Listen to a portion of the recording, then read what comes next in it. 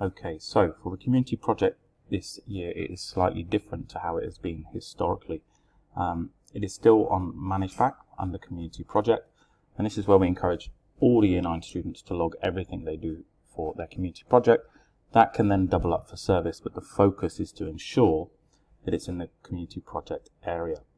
So once you select your community project, you'll see here we have Workspace, and this is where you'll add your proposals and any information.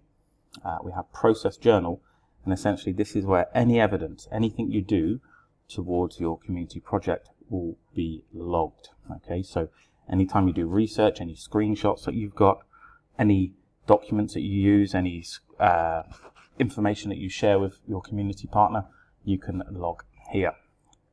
And then the final change is meeting with supervisor. Historically, we have done an academic honesty form.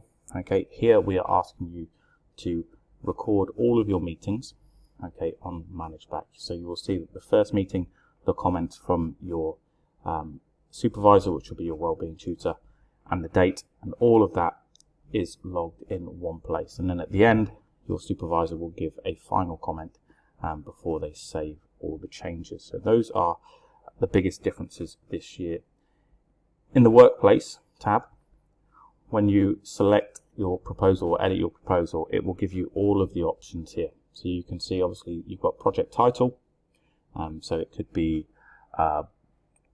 Bulacan learning resources, the project goal, what you hope to achieve, is it direct service, indirect service, research or advocacy.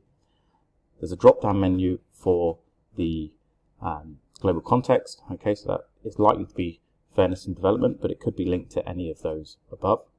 And then you will select your supervisor name and make sure you save those changes. So we're trying to keep it centralized and much easier to follow this year, so everything can be logged in one place.